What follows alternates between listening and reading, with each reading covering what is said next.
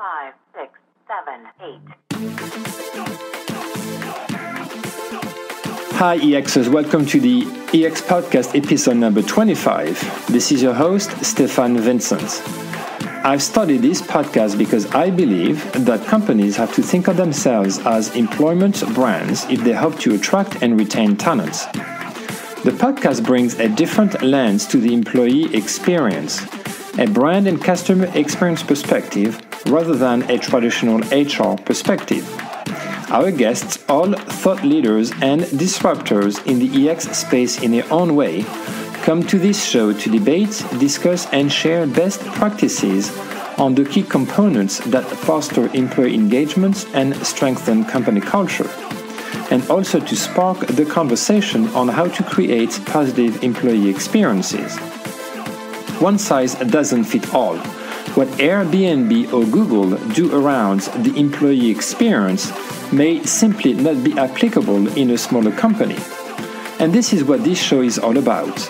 Sharing stories of companies of all sizes, not only to show that EX doesn't require a large budget or a large team, but also that there isn't one recipe.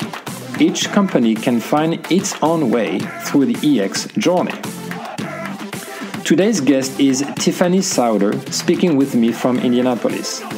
Tiffany is the president of Element 3, one of the fastest growing marketing agencies in the Midwest.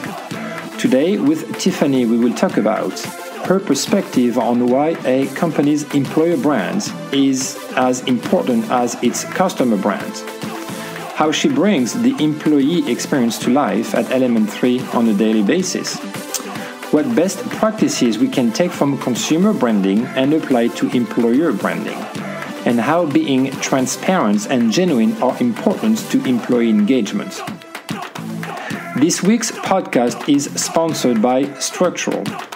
Structural unleashes the potential of people and teams by giving organizations real-time mobile access to employee data. Find, engage, and retain talent with the Structural Employee Success Platform. EX Podcast listeners can visit structural.com/EX Podcast to get access to the latest employee experience resources, including the Employee Success Playbook, featuring 10 research-backed methods to improve business outcomes. I hope you enjoy this conversation with Tiffany. If you get a chance, please make sure to review the podcast on iTunes. You can open up the iTunes app and type in Stefan Vincent or EX Podcast and you will find us there.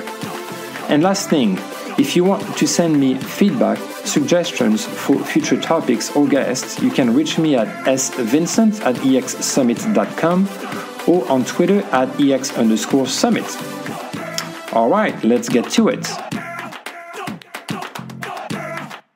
Hi everyone, welcome to another episode of the EX Podcast. Very excited for today's guest, Tiffany Sauder, here based in Indianapolis. Tiffany is the president of Element 3, one of the fastest growing marketing agencies in the Midwest. Tiffany, thanks for being with us today. Yeah, absolutely.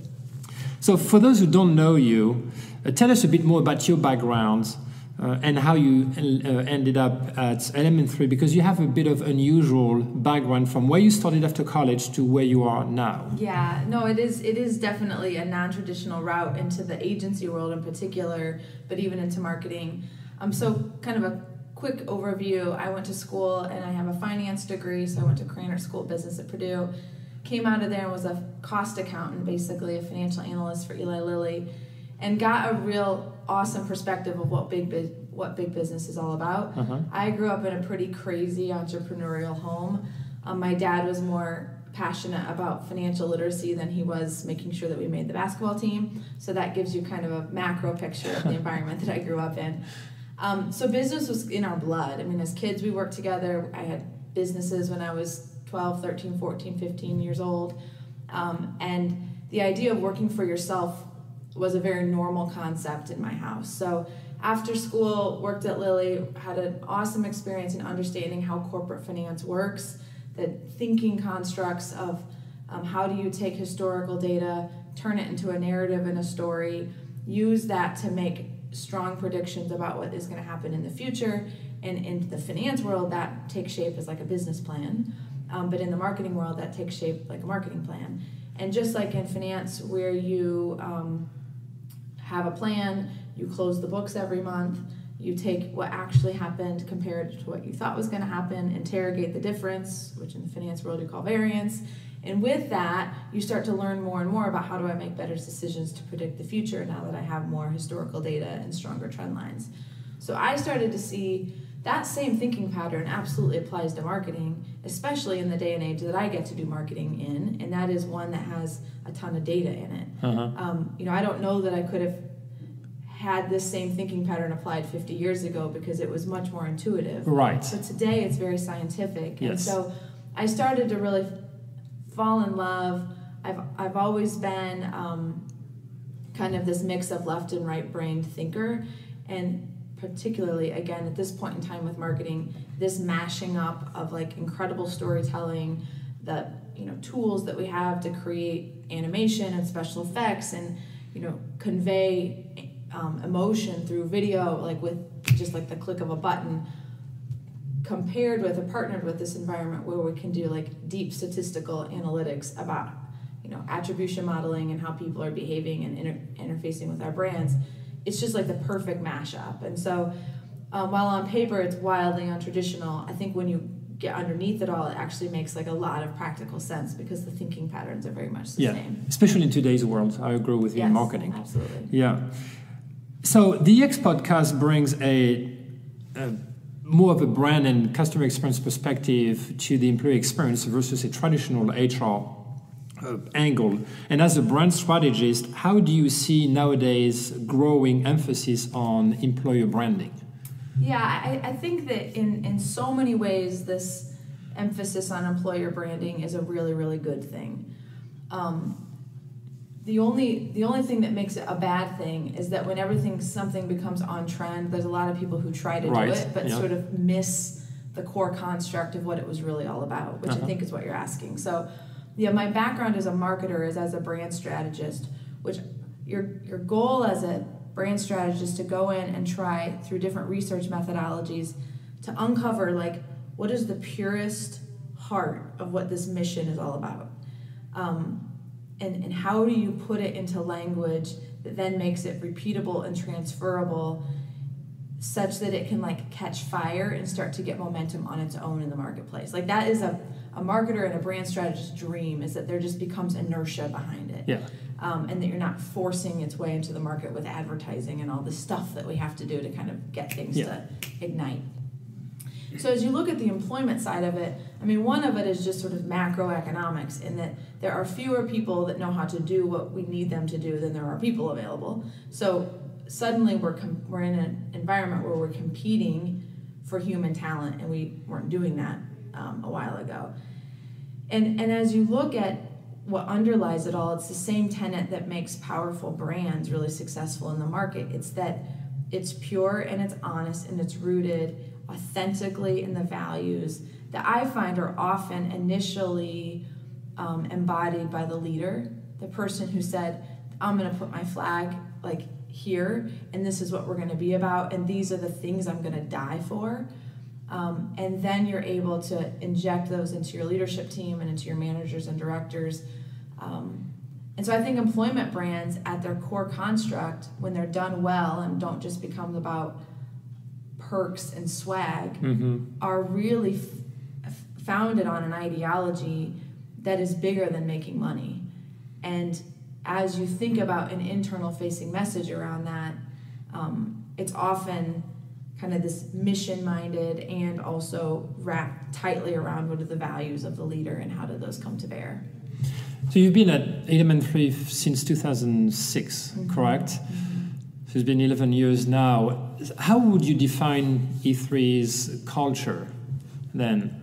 From what you just said here, how would you define and how do you think E3's culture stands out from other, let's say, marketing agencies in the area? Yeah, I can't necessarily speak to it in relationship to others because I haven't been in their environments, but I can speak, I think, to three core tenets of what people would point to in our brand.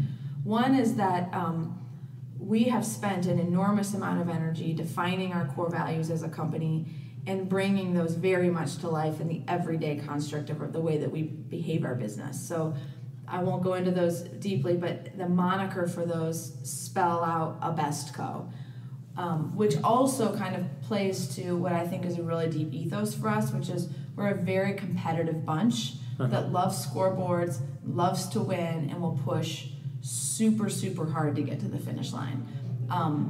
And people who have that same, we have a lot of people, I did not used to be an athlete, but a lot of people who grew up in really competitive environments or homes that thrive here because it is sometimes a little bit win or die, and we enjoy the adrenaline and the energy that comes from doing something that looks impossible kind of from day one. So this charge to be the best at what we do, the values of a best co, and the way that we bring those to life through different reward and recognition programs. They're threaded through our performance annual review process. When I address the company, I'm generally speaking, this was an example of us exemplifying this value. This was an example of us where we skinned our knees and we didn't run towards this, and we were the opposite of that. So I would say we very much keep that in the center. And then the other piece is what is our noble why, and that's to write bold stories. And I think that really drives our culture because it is my core reason for coming here every single day. I think, at least for me, at some point, it had to become about more than money, and I had to figure out what was the legacy that I wanted to leave? What was the story I wanted people to tell about why Element 3 existed and the imprint that it had on our community in Indianapolis, on the people who worked here, on the clients that we worked for. And that is this whole ideology of writing bold stories.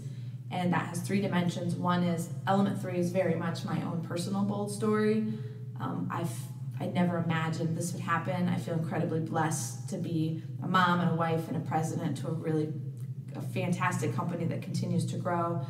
I believe each person on this planet has a bold story to tell with their lives. And while theirs may not be as visible as mine, it makes it no less incredibly important. And then the third is that on our best days, we write bold stories in the marketplace for our clients. So this sort of tenor of being bold and facing our fears and wanting to live a life where we feel emotion and we're really willing to run towards hard things and sometimes painful things to be able to get on the other side is a real construct, I think, of our culture and who we are as a company. You mentioned core values. It's interesting because, again, when you think of a consumer brand, typically the value proposition to the consumer is very well defined and articulated, right? And to the point where there's an emotional connection between the brand and the consumers, but not so much, at least yet, on the employer brand proposition. Again, talking about core values, you have a lot of companies that have sort of generic core values, be nice with each other, or play hard and work hard, which I don't really like this because it doesn't really mean anything. But why companies don't really pay as much attention to the, let's say, employee value proposition as they do for their consumer value proposition? Well, I think we're going to be forced to deal with it if we're not already, because the leading brands are doing it. And I used to see Amazon and Apple and Salesforce and all of those as companies I'm not really competing for talent. But then Salesforce, moves into my backyard, and I'm very much competing for them for talent, not only here but on the campuses, etc. So, while I can sort of play this, I feel sorry for myself because I don't have as many resources as them game, that really doesn't serve anyone, and we are going to have to mirror and match the sophistication of some of the way that the employment brands are constructed at these really big companies.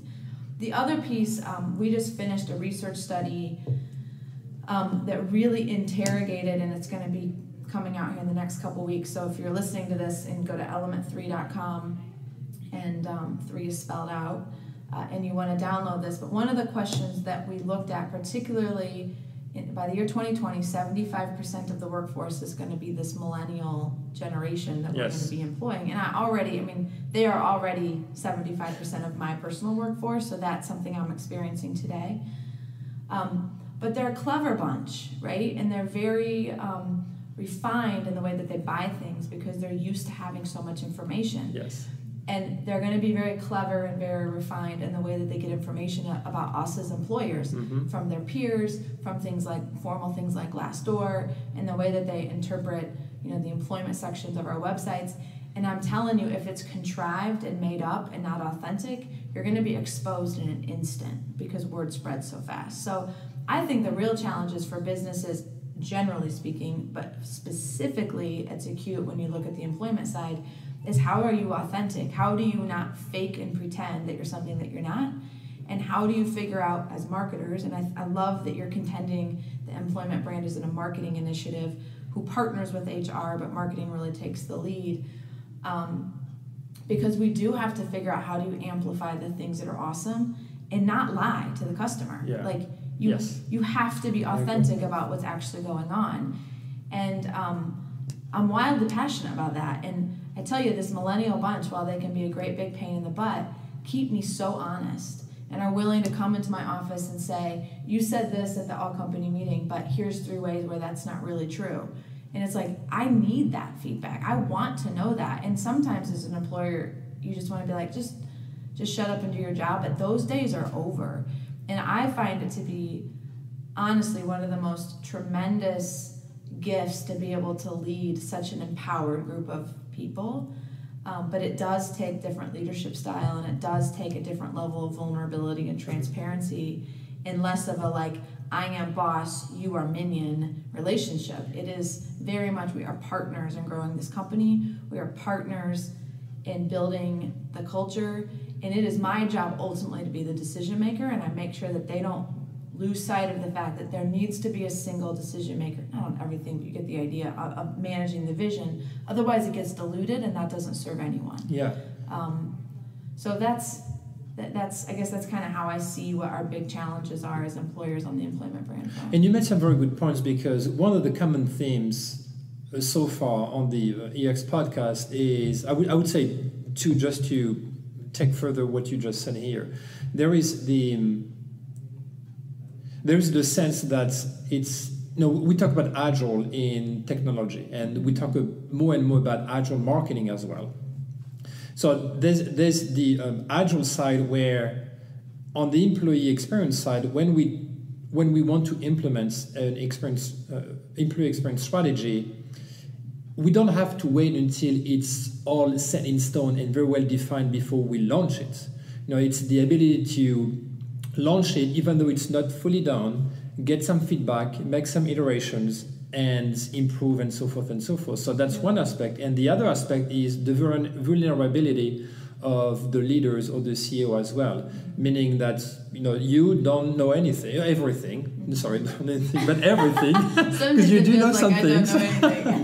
So you don't know everything, but also welcome feedback from your team as well, which is, it's not because you're higher up that you have to think that you know everything, basically. So the key two things are the agility side, and I think the vulnerability side of the leaders as well. Yeah, and I think giving the team a chance to impact the employment brand, that which speaks to the agile side that you were just going towards. The Abestco, our values were defined by our leadership team. That was something that we said, these are our values. It was an employee that was like, hey, this is super cool. These values spell Abestco. And we're like, oh, that's cool. So, a year later, suddenly we say Abestco and we talk about our values because now we have a word. And then, it was probably 9 to 12 months ago, we had a designer that actually did some hand lettering that made Abestco into kind of this little mark, and now we have t-shirts. So, but that was probably a 4-year process to get where we are now. Yeah.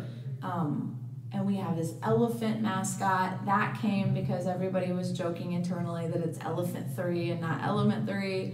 And then we started really digging into, the elephant is a herd. It's actually led by the matriarch of the bunch, not the patriarch.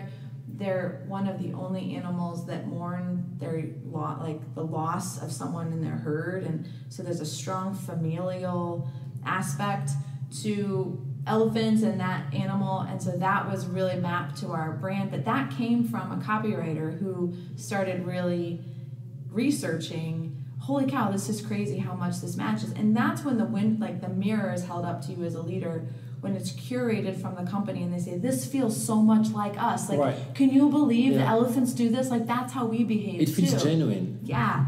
And it just starts taking on a life of its own. And that's when you start to realize, it's like when your kids repeat back to you something you've been saying forever. It's like, maybe they're hearing me. Maybe they're seeing how much we really care. Maybe they're believing this and they're leaning into it themselves. Yeah. And when they start applying their own talents and creative energies to it, you start to realize, like, this is bigger than me. And that's always the goal, I think, as a leader of anything, is for it to become bigger than you. Yeah. One of the biggest challenges, I would say, is, how do you go from the intention to really focus on company culture, employee experience, to how do you actually implement it? Could you share with us some of the things that you've done to bring the culture and the EX to life at Element 3? Well, it's like with anything, it starts with being intentional about how you're going to fund it with money and time. Because if it is an additive aspect to someone's job and you don't take something away from it, to say you have these 15 things and now I'm adding number 16, it will always be perceived as the 16th priority. So the first is to make sure that you're resourcing it in a way that is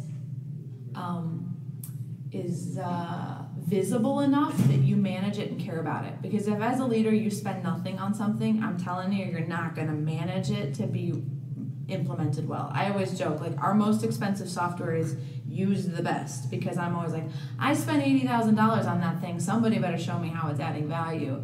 Where if it's $200 a month, I have no idea, if we're using it or not. So I think that same general construct exists. You will be able to know as a leader how serious you actually are about culture and employment branding when you are honest with yourself about how much you're actually resourcing it. So one of the ways to make progress on it is to put somebody on it. And we spend a lot of money on this stuff. And I think the companies that are serious about it understand, like, my employees are my asset. That is what we are as a company.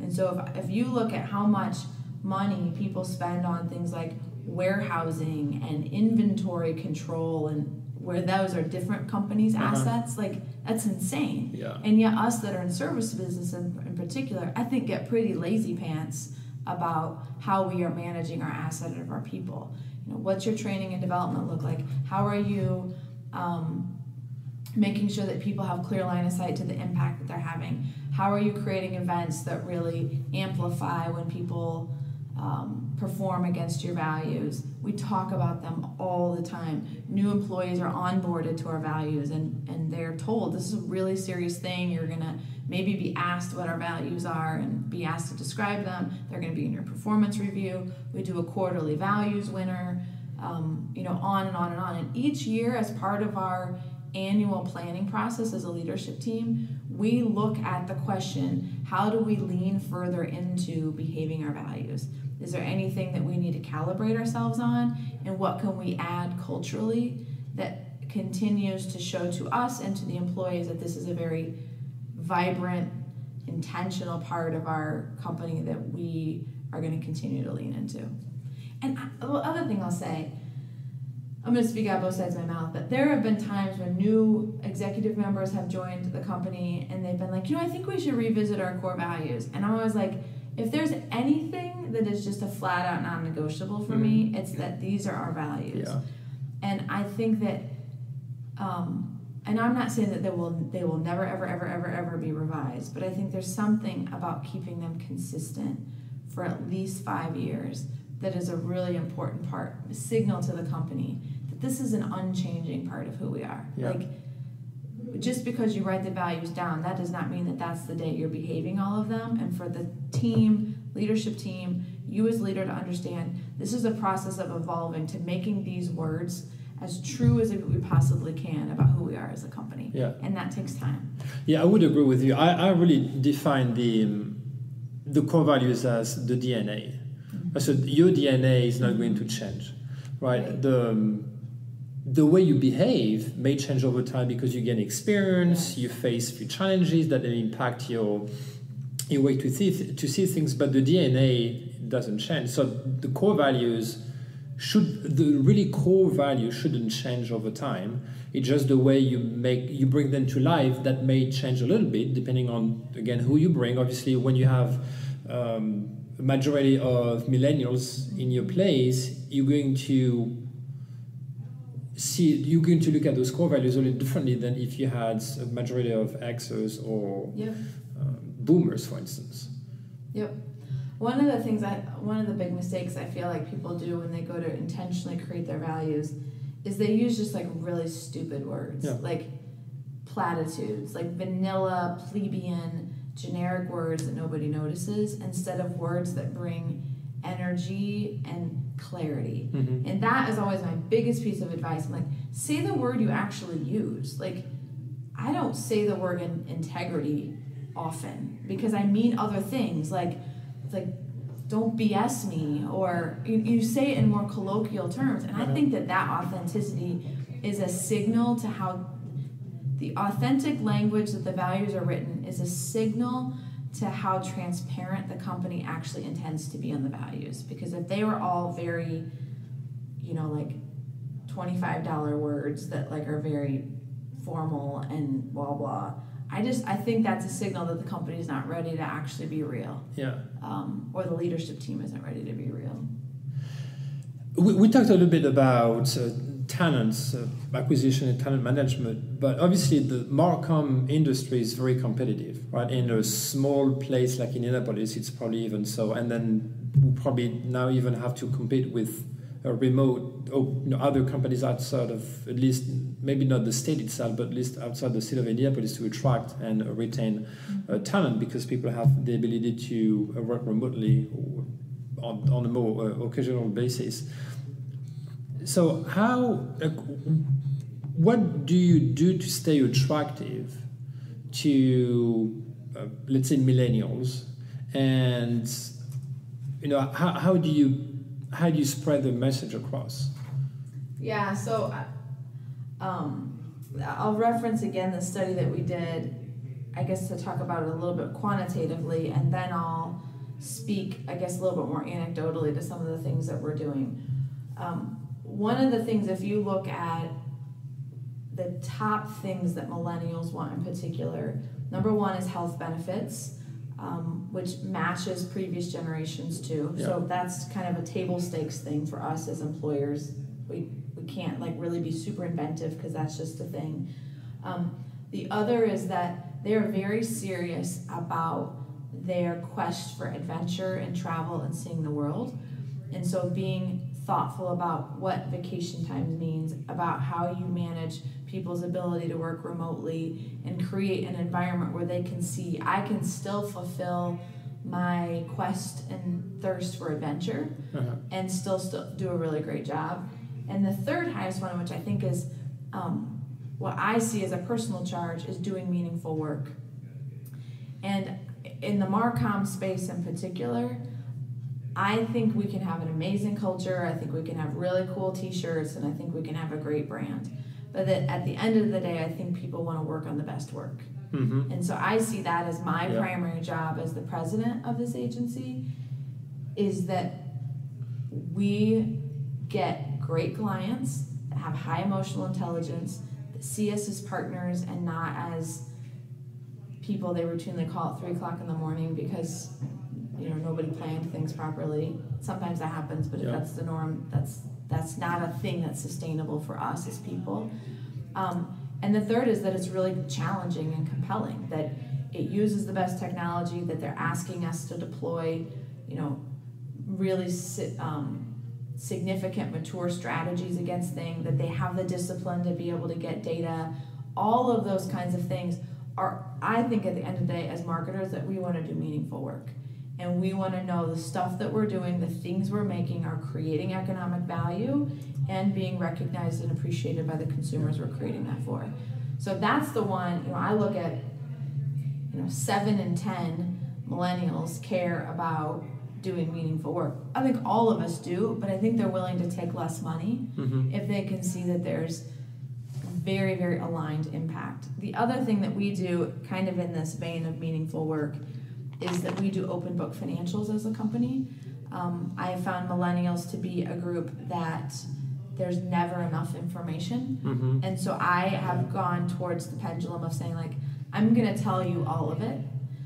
So everything other than individual salaries is completely available and published to the organization, including the team or client that they're on. They know how profitable that work is, which helps them get ownership towards my behavior creates a specific outcome and I can change my behavior. I mean, the day that this is a 400-person agency, I'm not going to be able to go to every person named Alice and whatever and say, here's what you need to do. I need you to work 3 more hours. I'm either going to create the construct that allows them to see that and choose that behavior willingly because they understand how that impacts our ability to grow as an agency, our ability to serve our clients, our ability to improve our net promoter scores with clients, all those kinds of things. But if I don't create the mechanisms for them to choose those behaviors, that's what they really want. They don't want me to tell them what to do. So I think that's the big challenge for us. And my leadership team and I spend a lot of time thinking about how we create the dashboards that allow the people doing the work to come to the same conclusion we would, to choose and step into the work that needs to be done at a really, really high level, because work at a high level is aligned with our value of awesome come standard.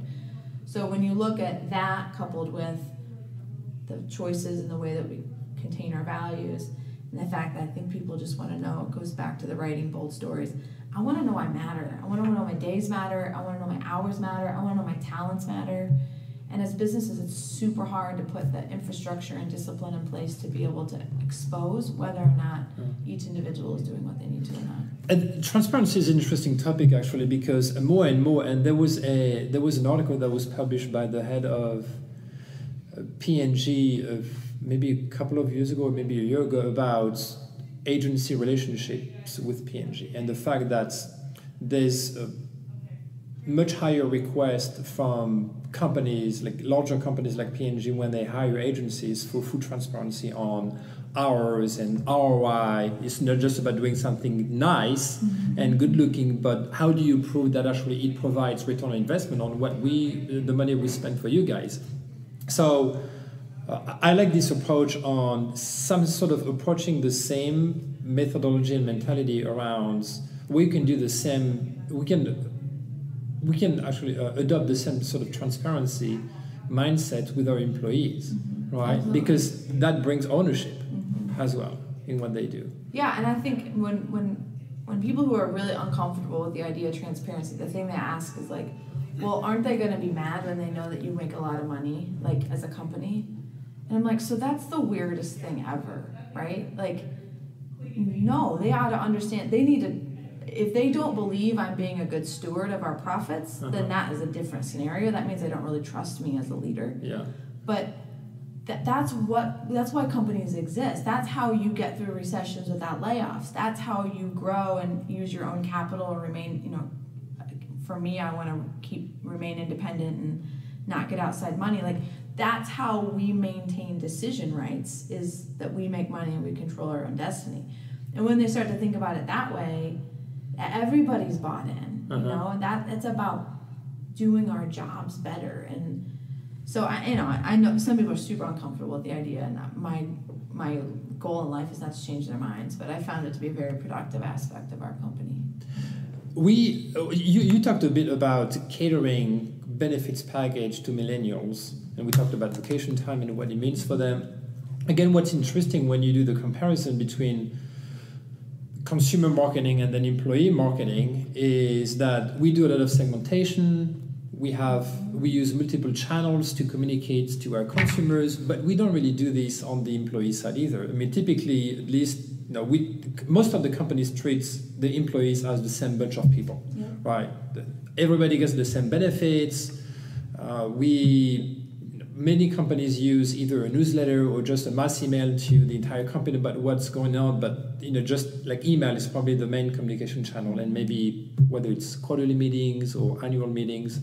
But not many companies use whatever app might be available or Yammer or whatever else. So how do you see these trends moving forward into the employee world from what we do as marketers on the marketing side? Yeah, I think the segmentation is certainly part of it. The other piece that I see is that in the same way that, maybe 8 years ago we started to realize this like batch and blast communication, like what you're saying, doesn't work.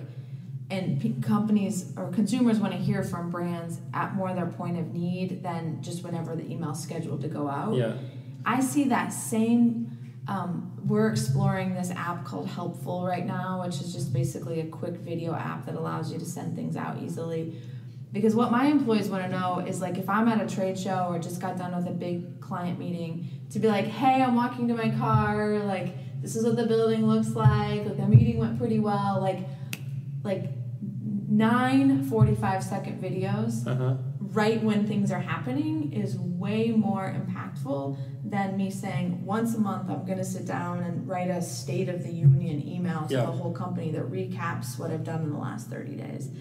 And so that, for me, that I think it's taking the word transparency even to a different level as I think about what that means in the way that I connect, in the way that employee number 70, 71, 72, 73, 74 feels as connected to me as a leader as the first 12 people I started with. In the way that I'm able to expose them more to my dialogue and what's going on in my head and how is this informing my thinking and that was a great meeting or this is what I totally screwed up or here was my key takeaway. All of that more informal communication I think is going to become the formal communication, if that makes sense. Yeah. And talking about videos, I think it was a few weeks ago that you and Karen did a sort of cool video about looking for a specific position to fill, right? Yes. And I thought it was pretty cool, even to see you as president of Element 3 doing that very funny and sort of not weird video, but it was kind of weird, unusual video. Yeah, so. We did. So Karen and I were having a one-to-one, and we were having kind of a difficult time getting the right applicant type for a particular job opening. And so I said, hey, I saw LinkedIn allows video. I just saw this on my app. Let's shoot a video of us talking about this. And it got something like 18,000 views. Most of those came from my secondary network, which is what I want, to reach a wider net, broader than the people I have primary access to. It was very, very successful from that perspective. And what we talked about, it is very zany. We only shot it one time. It was actually when I missed your event. I had slept in the airport that night. There was nothing contrived about it. It was incredibly vulnerable and transparent. We're kind of giggly. It's just silly.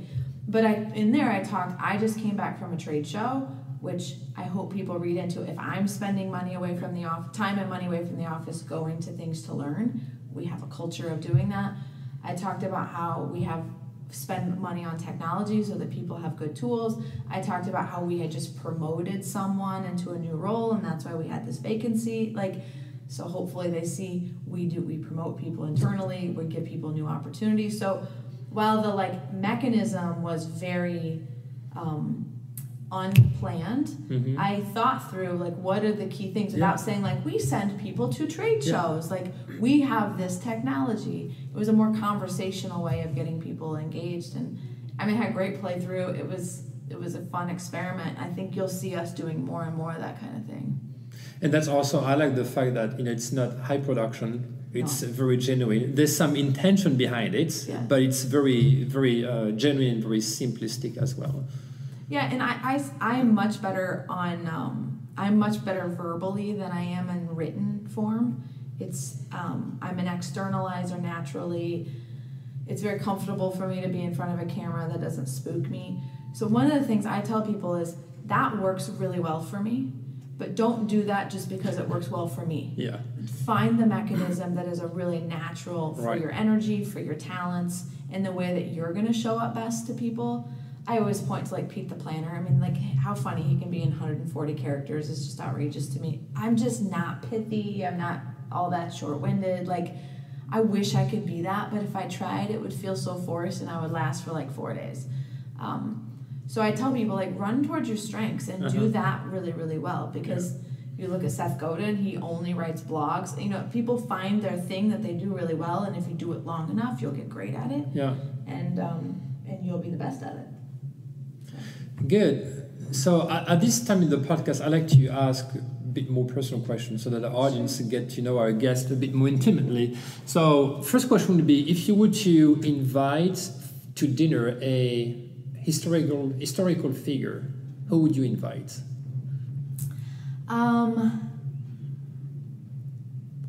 I think it would be, so my husband and I have seen Hamilton a couple times, and I think I'm incredibly impressed with the figure that is George Washington right now, and the role that he played in our country's development, and in a lot of ways was a reluctant leader. So right now, that was the first thing that came to mind is, you know, leadership in times of change and transition. It is I have found very difficult to find your plumb line as a leader and to be able to see things that other people can't, and to hold your line longer than sort of your reflexes want to get people to see what you see, I think is a real gift and something I really admire in people. So obviously I've not met him before, but I feel like I see threads of that in his leadership style. You know, the reluctance to become president, a lot of that was like he was pushed into it because he had such natural influence, but really did not seek the limelight in a way that I think a lot of modern leaders do today. Yeah. And I think that's a really interesting and noble place to come from, is that others see you and having such capability that they can't help but lift you there. And I mean, if you think back to, you know, our election cycles and all of that kind of stuff, we're just a really long ways from that. Yeah. I think humility being a core aspect of leadership, and those are things I would ask him about. Good. Hope to learn. Good.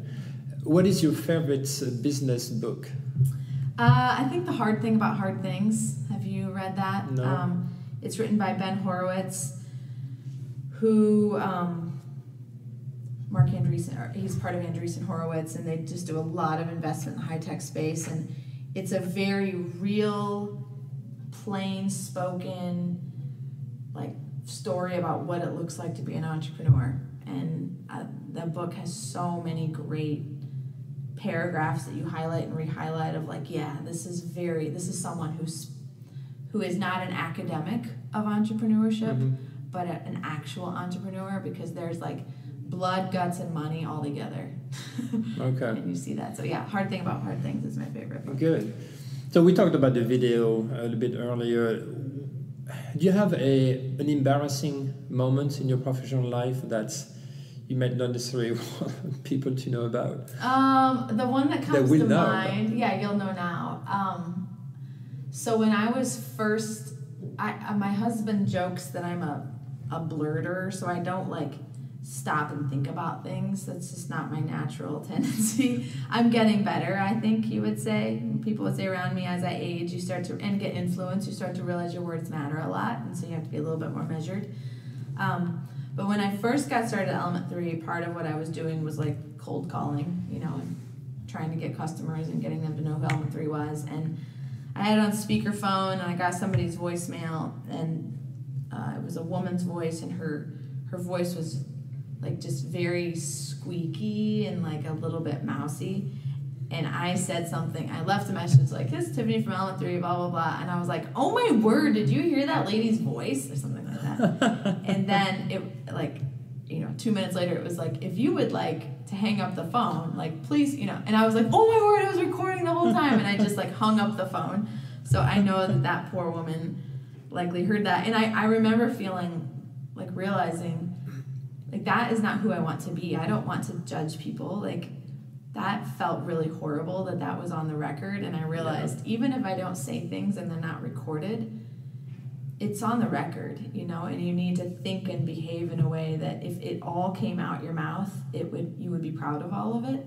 And I go back to that sometimes and think about kind of you know what? Well, that wasn't productive for anybody, you know. It's not productive for me to think ill of others. It's not productive for me to say things like that. So it's a good reminder. And the last question is, what is the essential item that you always take with you when you go on vacation? What do I always take with me when I go on vacation? I don't want to say my phone because that's so trite. I mean, you can do many things with the I'll phone. tell you You this. don't have to check emails. You can read books. I know, because if my kids aren't with me, then I can FaceTime. I think vacation to me is like a bathrobe, and why that is like my normal life is very scheduled and things are pretty tight, and I don't have much time to just like putz around.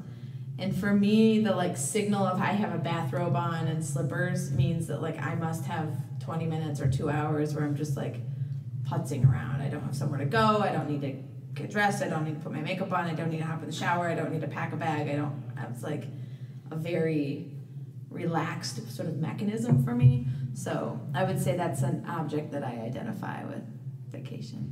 Good. Finally, what are the ways for our listeners to follow you and Element 3 on social media? Yeah, so I'm pretty active on LinkedIn, so you can connect with me, Tiffany Sauder, Sauder on LinkedIn. Element 3, I would say, is really leaning into our Instagram account. That's kind of becoming our primary social media channel. So if you want to learn more about Element 3, particularly the employment part of Element 3 and kind of what a window into our a day is and or what our company looks like, go to Instagram and follow Element 3. And again, 3 is spelled out THREE. Yeah. So, yeah, absolutely. Okay. And again, you have a pretty cool office space as well. Yeah. That we need to mention too. Thanks, Stefan. I appreciate you having me on, and I think this is an awesome topic that you're working to bring to the surface, that as companies, it's not enough just to have a great product. We have to have a great employment experience, because the people that work inside our organizations are the ones who most embody our brands. And so we've got to inject and infuse them with it first. So I think it's a great message. That's a great way to end this conversation. Thank you so much, Stephanie. Yep, sure. Thanks, Stefan. Thanks for tuning in to the EX Podcast. If you want to learn more, visit our website at expodcast.com. If you want to find out more about our next conferences, go to exsummit.com. Finally, you can also find my manifesto on business to employee or B2E branding at b2ebranding.co. See you next week.